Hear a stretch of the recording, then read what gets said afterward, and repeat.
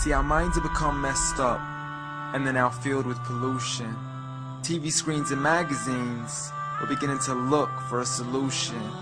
Plastic surgery, diets and pills, but still not seeing any form of improvement.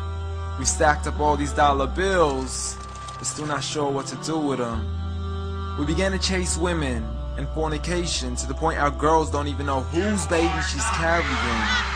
We're so afraid of commitment that I have no problem with damaging. She has your kids now, but you're still not even contemplating the possibility of marrying.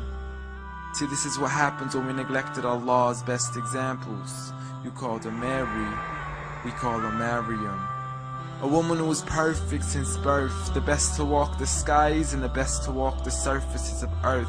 The most exalted of all women, that's why she was dedicated an entire chapter in the Holy Quran, the final revelation in which there'll be none after.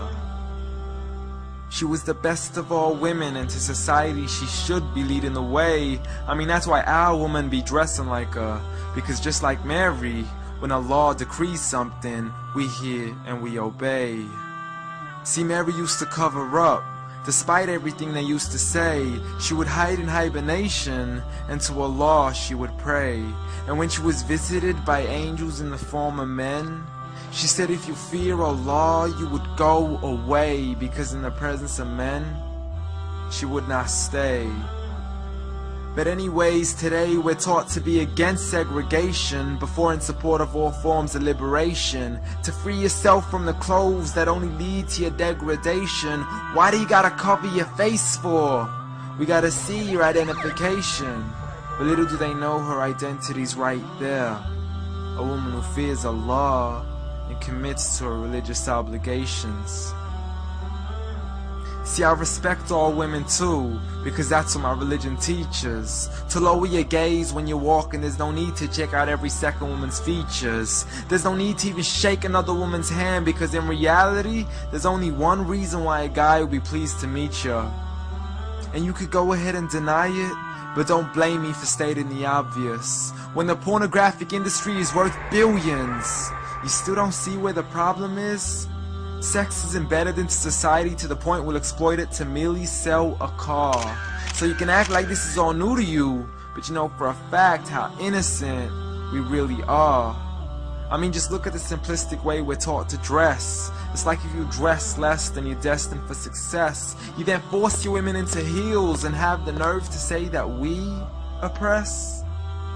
You got it to dress up tightly, like it's an opportunity. But every time we lose our minds, it's like, see what these ladies do to me? But I'm not blaming it on the women, because we too have responsibility. Prophet Muhammad ﷺ said, the best of men is he who is best in his character, and the best of them is he who is best to his lady after he married her. He was the best to his wives. I mean, just take a look at Aisha. He compete with her in races and smile just to make her happier. So when you do marry, do so with the intention of paradise is where you plan to carry her.